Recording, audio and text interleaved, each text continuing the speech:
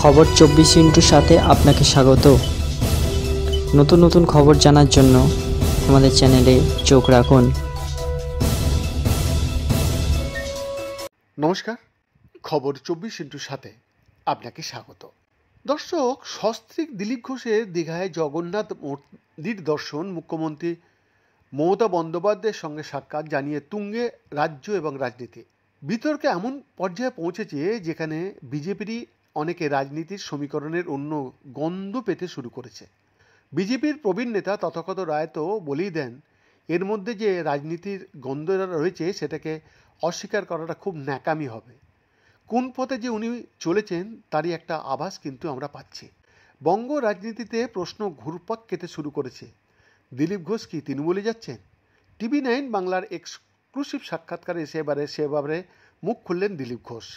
দিলীপকে প্রশ্ন করা হয়েছিল, হিন্দুত্বে বলে সবই ভগবানের ইচ্ছা, তাহলে সেই ইচ্ছাতে কি তৃণমূলেও যেতে পারেন তিনি?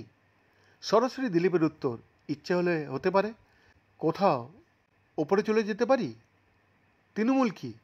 তবে তিনি এটাও স্পষ্ট করলেন, আমার কর্মীরা বিশ্বাস করেন, যারা দিলীপ ঘোষকে দেখে বিজেপি করতে এসছেন তারা জানেন, এটা মমতা বন্দ্যোপাধ্যায়ও জানেন, দিলীপ ঘোষ কোনোদিনই তৃণমূলে যাবেন না।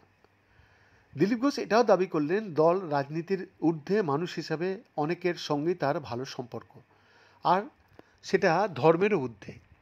সেই সূত্রে পুরনো একটি বিষয়ে গল্প করেন দিলীপ। বলেন, একটা মজার কথা বলি আপনাদের। আমার সঙ্গে একবার দেখা হয়েছে, বিধানসভার একটা বৈঠক ছিল, আমি একটা গেরুয়া জামে পরে গিয়েছি। স্পিকার একটা বিশেষ বৈঠক ডেকেছিলেন, 15-20 জন এমপি এসেছিলেন, আমিও তখন এমপি ছিলাম।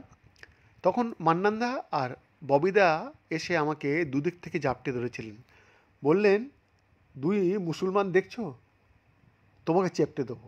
আমি বলেছিলাম, রঙটা দেখছো তো, পাল্টে যাবে তোমাদের রঙ। তার কথায় আমি লোকের সঙ্গে এইভাবে মিশি।